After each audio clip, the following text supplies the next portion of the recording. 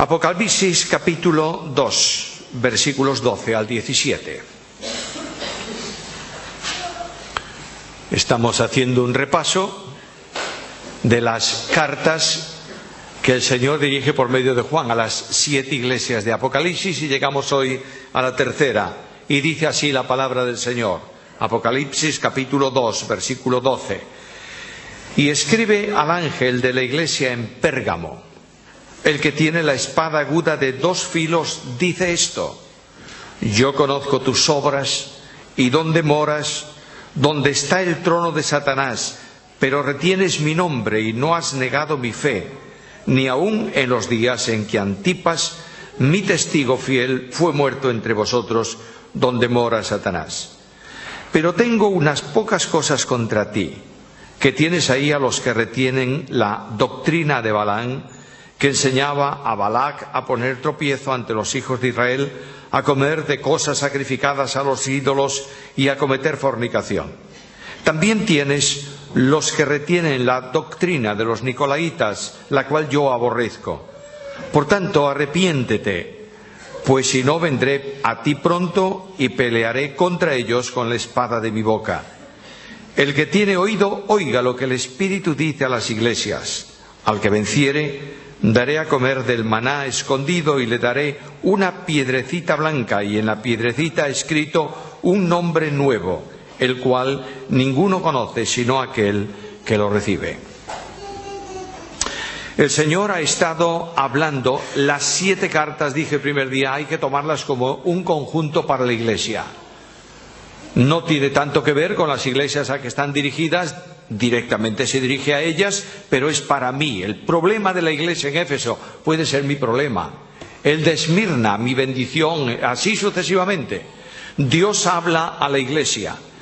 Y en cada una de estas cartas descubres no solamente alguna cosa buena, sino también ciertos defectos. Esto ocurre con esta iglesia en Pérgamo. Lees el pasaje y la estructura de las cartas es la misma. Primeramente el Señor, en segundo lugar la iglesia, y en tercer lugar el llamamiento a una respuesta frente al mensaje de la iglesia. Por tanto, el Señor se presenta de distintas maneras en cada una de las cartas. A veces se presenta en una forma más extensa. Esta forma es enormemente breve. El que tiene la espada aguda de 2 filos. La espada aguda se menciona antes, pero rodeada de otras cosas. Pero cuando tú lees en la Biblia espada aguda, es una espada grande de combate afilada por los 2 lados, de manera que corta tanto a derecha como a izquierda y profundiza con su punta al interior cuando tiene que atravesar algo. Está hablándonos o presentándonos aquí al que tiene el poder absoluto y al que es vencedor. Cuando estudiamos el descenso de Cristo en la carta a los Filipenses, en el capítulo 2, comienza el descenso desde la gloria a la tierra, de la tierra a la cruz, luego el sepulcro, y a continuación dice que Él es exaltado y recibe el nombre que es sobre todo nombre, para que en el nombre de Jesús se doble toda rodilla de los que están en el cielo, en la tierra y debajo de la tierra, y toda lengua confiese que Jesús es el Señor. Y este título no es honorífico, es un título actuante. Es el Yahweh Sebaot del Antiguo Testamento, el Señor de los ejércitos. Sus enemigos no tienen ninguna fuerza delante de Él. Es más, cuando estudias el Apocalipsis, cuando lees el Apocalipsis con calma, descubres un momento en que el Señor de la Gloria desciende para luchar contra todos los ejércitos de las naciones en la tierra. Está rodeado de ángeles, está rodeado de gloria, los querubines están con Él, los serafines, los ángeles, los arcángeles, pero el que interviene contra todas las huestes de maldad es Él solo, con la espada que sale de su boca. Cristo se presenta aquí no solamente como el Señor, sino como el defensor de la iglesia. El Señor Jesucristo entra en juicio, no solo contra los enemigos suyos personales, enemigos del Evangelio y de la verdad, sino que entra también en juicio con aquellos que los consienten. A veces tenemos una idea extraña de Dios. Aún anteayer estaba leyendo un libro que tengo en el lugar de libros prohibidos de mi biblioteca. Hay una zona que no se debe tocar. Y saqué un libro que hace tiempo me habían regalado por casualidad, porque buscaba otro. Y ese libro habla de los genocidios del Antiguo Testamento. Lo había leído una vez y lo arrinconé ahí y abrí el libro. Y claro, el autor del libro, yo creo que no conoce a Dios para nada. De manera que presenta un Dios despótico en el Antiguo Testamento con la espada desenvainada para pelear con todo el mundo. Y en el Nuevo Testamento un Dios bonancible, tranquilo, que no le da valor a nada, que no se enfada por nada y que ha perdonado absolutamente. Dios es gracia, compasión y misericordia, pero es también justicia y juicio. Por tanto, el Dios de la Biblia advierte, pero también actúa. Y recordáis que el Dios de la Biblia dijo a una de las iglesias que la hemos visto: si no cambias, vendré a ti y sacaré el candelero de tu lugar. Significa, dejarás de ser iglesia, porque no estás cumpliendo con la misión de testimonio. No debemos equivocarnos, mis queridos hermanos. La gracia no resta al juicio. La gracia tiene misericordia, compasión, es bondadosa, perdona mis ofensas. Pero las consecuencias del pecado se manifiestan siempre en nuestras vidas. ¿Fue perdonado David cuando pecó? Claro. ¿No dijo delante del profeta: he pecado contra el Señor? ¿Y qué le dijo el profeta? También tu pecado te es perdonado. Las consecuencias de esa acción cambiaron el rumbo de la vida de David. Nunca más fue igual David. De manera que lo que Dios está diciéndonos esta mañana es una advertencia solemne. Os amo, pero soy el juez que juzga las acciones injustas de los creyentes. En segundo lugar está la iglesia. La iglesia en Pérgamo no sabemos nada de ella prácticamente. ¿Quién la fundó? ¿Cómo se fundó? Las iglesias de Asia Menor no están muy alejadas unas de otras. Y desde Éfeso, núcleo evangelístico 100%, fueron alcanzados varios lugares. Es probable que Pérgamo fuese alcanzado desde ahí, pero tampoco tiene importancia. Lo que es cierto, lo que es evidente, es que en Pérgamo, en la ciudad de Pérgamo, hay una iglesia de Cristo, una iglesia puesta por el poder de Dios y por la acción de personas que predican el Evangelio. No se conoce quién la fundó, pero está puesta ahí. El Señor conoce la iglesia. Fijaros en el versículo 13, yo conozco. ¿Y qué conoce? Tus obras. No solamente conoce la iglesia los nombres de los creyentes, Él conoce como pastor a sus ovejas, pero Él conoce la acción de la iglesia, cómo está actuando esa iglesia. Y lo primero que conoce es el lugar donde está la iglesia ubicada. Y dice el texto, donde está el trono de Satanás. ¿No te llama la atención esto? ¿Has pensado alguna vez que Satanás tiene un trono en algún lugar de la tierra? Bueno, el trono de Satanás es un trono móvil. Se ha movido cuando ha querido de un lado para otro. Y esto de Pérgamo y del trono de Satanás es muy interesante. No tengo tiempo esta mañana, solamente daros dos pinceladas de la historia. Cuando lees en el capítulo 9 del libro de Génesis, hay un personaje que se llama Nimrod. Este hombre es un hombre poderoso pero rebelde contra Dios, y me dice la Biblia que él fundó una ciudad que se llama Babel, Babilonia. De manera que ahí comienza esa ciudad, ciudad idólatra, ciudad perversa, etcétera, etcétera, y va transcurriendo el tiempo. Y esa ciudad de Babilonia, a causa del declive del imperio babilónico, va perdiendo importancia. Y los sacerdotes del culto babilónico tenían varias características. Una de ellas es que quemaban mucho incienso en los actos religiosos. Segundo, se vestían de púrpura. Y tercero, usaban un gorro en forma de triángulo, muy parecido a lo que las iglesias cristianas nacionales utilizan, no solo en España sino en Inglaterra. Y que se nos dice que es la figura del triángulo, etcétera, etcétera, es un gorro que en principio representa un pez. Y esto tiene que ver con idolatría. Cuando esa ciudad de Babilonia no puede contener porque va a ser invadida, etc., y no contiene la religión histórica de Babel, esa religión con todo su sacerdocio se trasladó al reino de Lidia y se ubicó en la capital. ¿Cuál es la capital? Pérgamo. Y va pasando el tiempo y el último rey lidio, que no tiene descendencia, Talo III, al no tener a quién dejar ese reino, lo dejó a los romanos.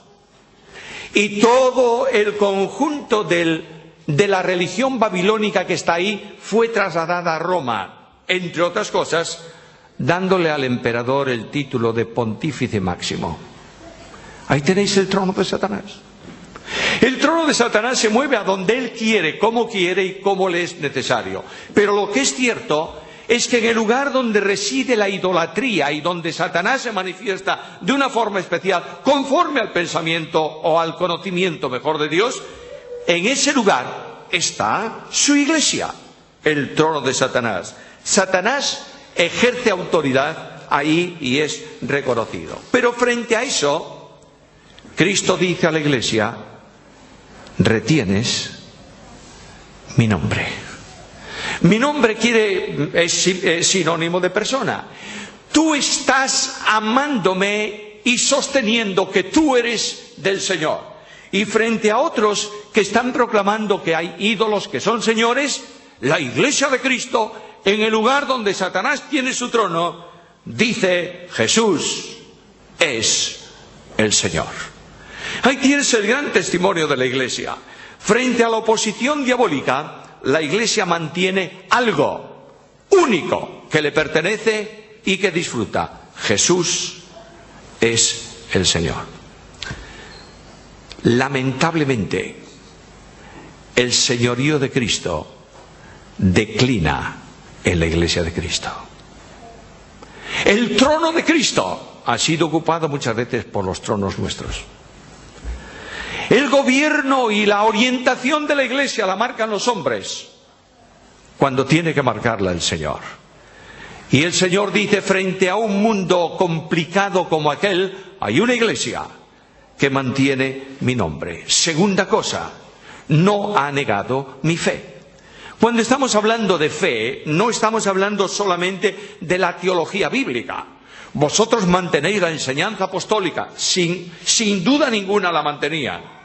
Lo que está hablando es de la fe que activa y orienta la vida del creyente. Es decir, vosotros en medio de un mundo incrédulo, de un mundo pecaminoso, vivís como personas de fe. La fe no solamente es la que nos permite recibir la salvación como instrumento de salvación. La fe es el motor dinámico de la vida cristiana. El apóstol Pablo dice: ya no vivo yo, mas vive Cristo en mí, y lo que ahora vivo en la carne lo vivo en la fe del Hijo de Dios, el cual me amó y se entregó a sí mismo por mí. Juan y Santiago, que son hombres muy prácticos de iglesia, no hablan tanto de fe. Yo tengo mucha fe. Santiago es muy práctico y dice: tienes mucha fe. No me hables de fe, estoy harto de fe. Déjame ver las obras que tú haces y yo te diré si tienes fe o no. Y el escritor bíblico termina con una frase convincente y concluyente: la fe que no produce obras es muerta en sí misma. Por tanto, lo que está diciendo aquí el Señor es: eres una iglesia dinámica, que mantienes el señorío y mantienes la fe. Pero esa palabra aparece, esa conjunción aparece muchísimas veces en la Biblia. Cada vez que te aparezca la palabra pero, párate un poquito. Esa conjunción adversativa va a hacer un contraste. Hay una situación, pero. Y este pero va a abrir la puerta a una serie de defectos de la iglesia. Primero, tienes ahí en tu interior, personas que tienen mala doctrina. Versículo 14. tengo unas pocas cosas contra ti, que tienes ahí los que retienen la doctrina de Balaam. El gran problema no es que en la iglesia haya alguna persona que venga con una mala doctrina. Lamentablemente ha pasado siempre, pasa y pasará. El problema es que la iglesia mantenga una vinculación con quien tiene mala doctrina. Y aquí la mala doctrina comienza precisamente por estas personas que dicen que tienen la doctrina de Balaam. Bueno, para entender todo esto hay que conocer un poquito de la historia de la Biblia, ¿verdad? Y recordar que Balaam fue aquel profeta alquilado por Balac para que maldijese al pueblo de Israel.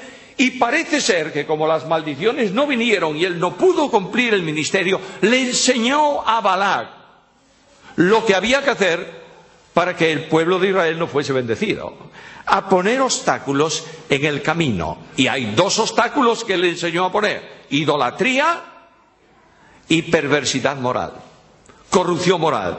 Tienes la doctrina de Balaam. Primera cosa, no te estás preocupando de quienes son tropiezo, mal ejemplo para otros. La vida cristiana es una vida ejemplar. Nosotros predicamos a Cristo no con palabras solamente, sino específicamente con el ejemplo. Los líderes de la iglesia se les requiere, según lo que Pablo enseña en las cartas pastorales, se les requiere que sean ejemplo. La conducta de los líderes es vital para el ejercicio del liderazgo y dice que no tengan nada de oposición o de mala fama en el mundo, no en la iglesia, en el mundo. Por tanto, el pecado, las formas pecaminosas, hay que eliminarlas, luchar contra ellas dentro de la Iglesia de Cristo. Quiero recordaros que estamos en un tiempo, ¿para qué recordaros? Lo sabéis muy bien, en un tiempo de un relativismo moral absoluto. Nada es malo. Bueno, ha tenido un fallo, ¿lo oísteis alguna vez? Bueno, pobrecito, es que no sabía bien lo que hacía. ¿Cómo qué? No hay que olvidar que cualquier pecado, por pequeño que sea, quiero que lo recordéis, por favor, sé que lo sabéis, cualquier pecado, por pequeño que sea, ha costado la vida, la sangre del Hijo de Dios. Por tanto, el pecado tiene enorme importancia en la vida cristiana. Una persona que practica el pecado tiene que preguntarse si nació de nuevo.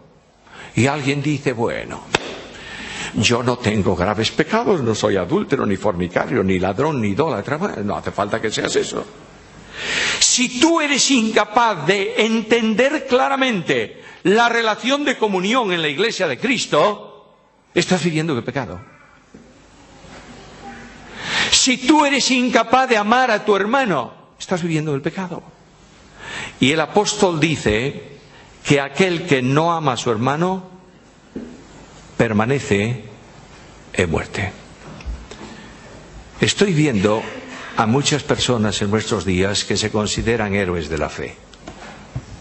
¿Sabes lo que es un héroe de la fe? El impecable por fuera, pero lleno de miseria por dentro. Y estas personas están permanentemente viendo a los demás. ¿Para qué? ¿Para ayudarles? No. Para extender su dedo acusador contra este y contra el otro. Mira cómo vive, mira cómo hace.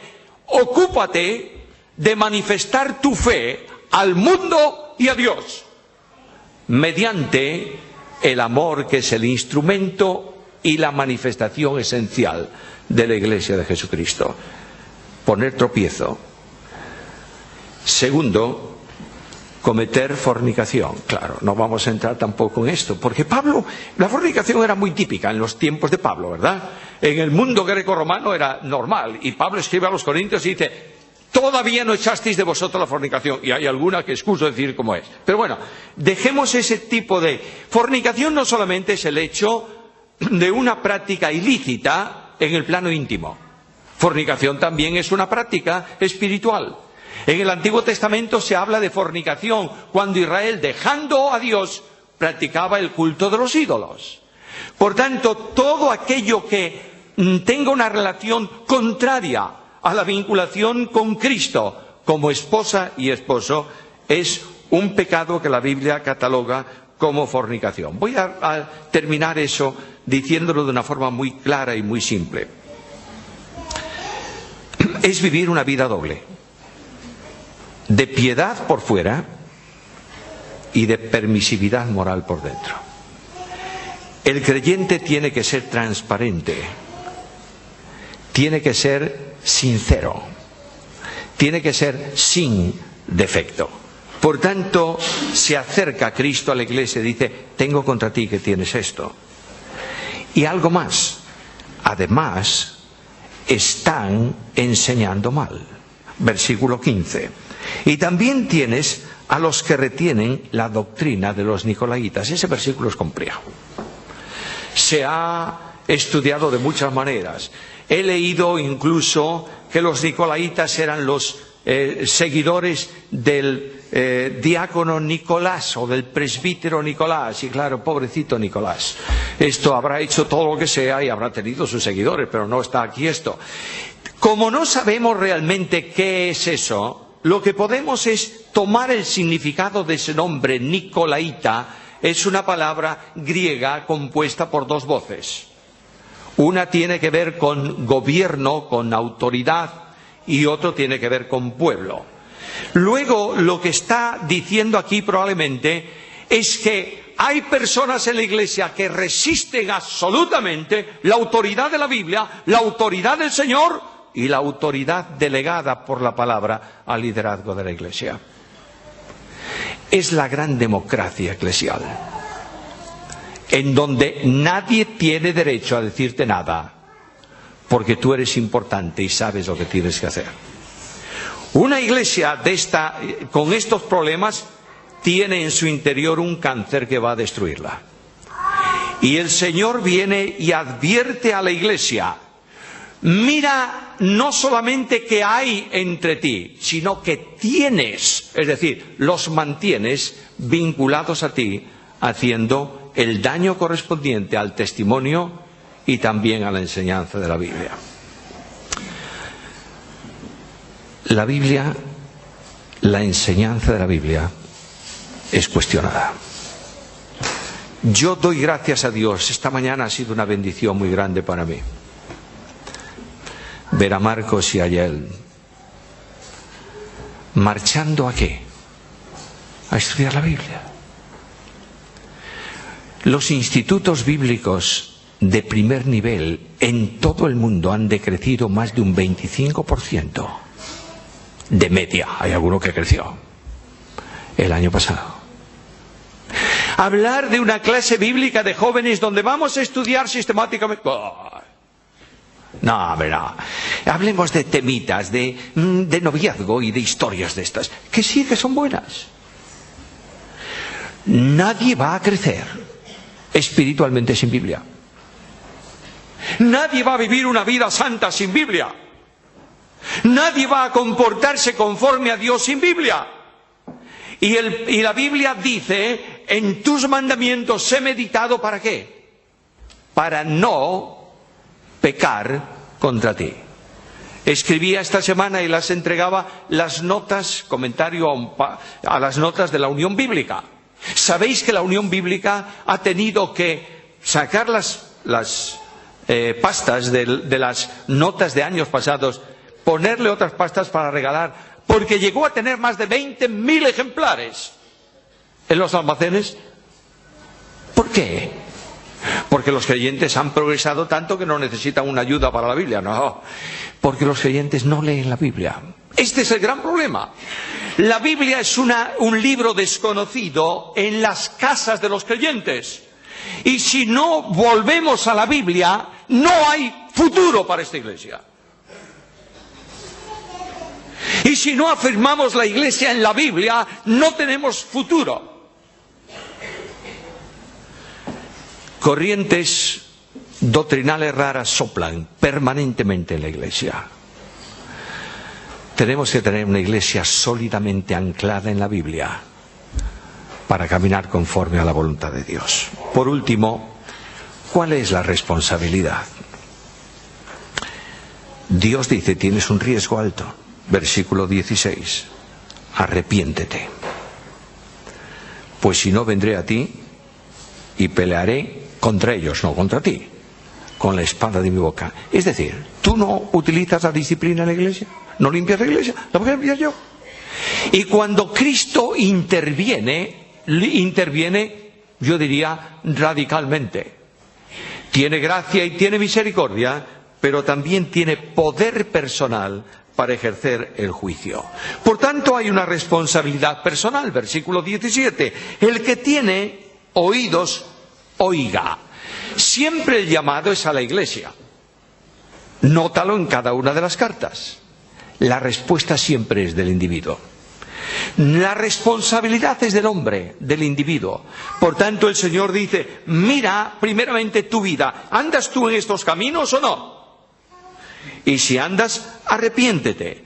Y oh Señor, yo me arrepiento. ¿Y cuál es la consecuencia? La consecuencia es la bendición.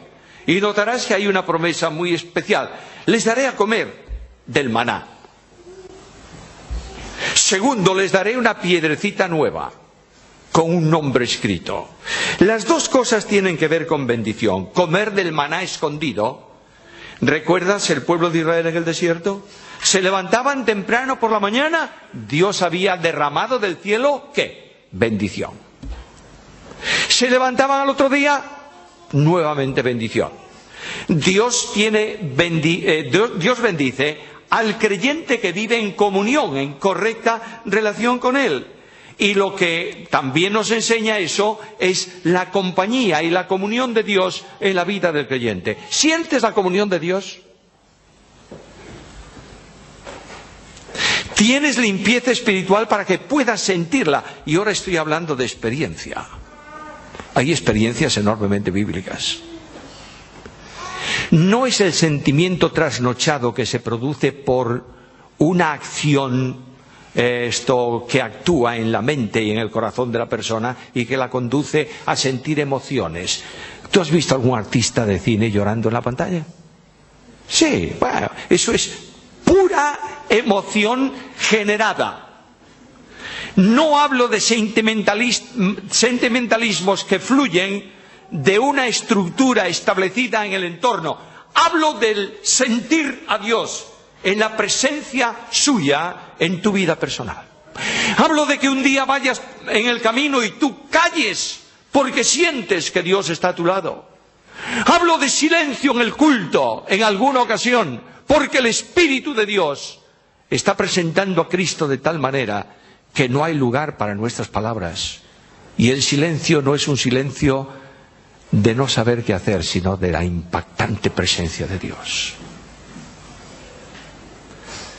Por último, la piedrecita blanca. Se dice que en las bodas, en las festividades de gente de alta sociedad de entonces, a veces se daba al invitado una piedrecita tallada con su nombre. De modo que el invitado venía y presentaba la piedra para entrar. Pero como no había carnet de identidad entonces y no había fotografías, a veces se tomaba la piedra con el nombre y se partía en dos. Y se daba una parte al que iba a venir y otra parte quedaba en la mesa del que recibía. Luego venías con tu parte, ponía la otra completa, entra. El nombre del invitado no lo sabían todos los invitados, pero lo sabía él. Dios nos llama a una vida de compromiso con Cristo y nos invita a la mesa de comunión con Él. La mesa de la comunión con Cristo traerá problemas para el creyente, porque en el mundo tendréis aflicción. Pero habla de relación con Dios. Y escuchad el versículo con el que quiero terminar. Conoce el Señor a los que son suyos. ¿Y más? Y apártese de iniquidad todo aquel que invoca el nombre del Señor. Es el tiempo de la reacción. El tiempo del compromiso. Es el tiempo en que Dios esta mañana, antes de que salgamos de este lugar, te está preguntando, ¿asumes el compromiso conmigo? Es el momento en que Dios viene a tu encuentro y te dice, yo quiero una vida así para ti. ¿Estás dispuesto a pagar el precio por esa vida? Y lo que tú y yo tenemos que hacer esta mañana, yo tengo que hacerlo. Y seguro que tú también. Es limpiar los contactos de la comunión con Dios. Creo que los más viejos aquí, hoy los coches no tienen ese problema, los automóviles. ¿Recordáis cuando teníamos aquellos automóviles antiguos, embornada la batería, descubierta, que al cabo de un tiempecito, sobre todo en Galicia, se ponía llena de óxido de cobre? Un día voy yo con un coche que tenía, un Morris, que tenía dos problemas graves. Uno, el delco al lado de la parrilla. De modo que cuando llovía le ponía un periódico delante de la parrilla, porque si no, aquello no funcionaba. Segundo problema, una batería también puesta ahí adelante. Un día, llegando a León, paro en una cafetería para tomarme algo y cuando salgo, abrí el motor, todo está bien. Tiré del cable de la batería, todo está bien. Desesperado de la vida, pregunté al de la cafetería en aquel tiempo: oiga, ¿dónde hay un mecánico por aquí? Y dice: bueno, en el pueblo siguiente yo se lo llamo. Allí estuve, otro café, y allá viene el mecánico. Y el mecánico dice: ¿qué le pasa? Pues mire, tac, tac. Echa mano de una llave de tuercas, desemborna la batería, saca, la sacude, le pasa la lima, pone, la aprieta. A ver. Yo dije: pero si estaba todo bien. Estaba todo bien. Pero el óxido impedía el contacto. Tienes que subir al borne de tu batería, de la comunión con Dios esta mañana, para decir al Señor: examíname, Señor, y ve si en mí hay camino de perversidad, y guíame por el camino eterno. Yo quiero dejarte un instante antes de orar para que tú respondas a esa invitación de Dios y digas en el fondo de tu alma al Señor: Señor, yo quiero vivir como tú demandas para gloria de tu nombre. Un momento de recogimiento personal. No voy a pediros que manifestéis vuestra decisión. El que tome una decisión por Cristo, Él conoce esa decisión. Y dile al Señor: Señor, cuenta conmigo. Cuenta conmigo. Quiero vivir una vida para gloria de tu nombre desde hoy en adelante. Ayúdame, dirígeme y oriéntame. Padre nuestro y Dios nuestro, gracias por la bendición de haber celebrado esta reunión de comunión los unos con los otros. Gracias por la alabanza. Gracias por las canciones que salieron de nuestra boca al impulso de nuestro corazón por el poder de tu Espíritu. Gracias porque reconocemos que tú eres el Señor. Gracias porque sentimos que no hay condenación para nosotros, porque tu Hijo Jesucristo, nuestro amado Salvador, murió por nosotros en la cruz. Gracias porque has abierto una senda de victoria, porque Jesús es el Señor y porque Él tiene el nombre que es sobre todo nombre, y en su nombre hay victoria. Y queremos sentir la victoria suya en nuestras vidas, en el poder de tu Espíritu. Por eso venimos a tu presencia reconociendo nuestras transgresiones y confesando nuestro pecado, y pidiéndote que tú nos restaures para gloria de tu nombre. Dios del cielo, no es nuestra obra, es la tuya. No es nuestra iglesia, es la tuya. Por esta iglesia tuya pedimos esta mañana. Pedimos, Señor, que la iglesia unida sea el referente en poder espiritual, en santidad, en alcanzar a muchos para Cristo y en victoria.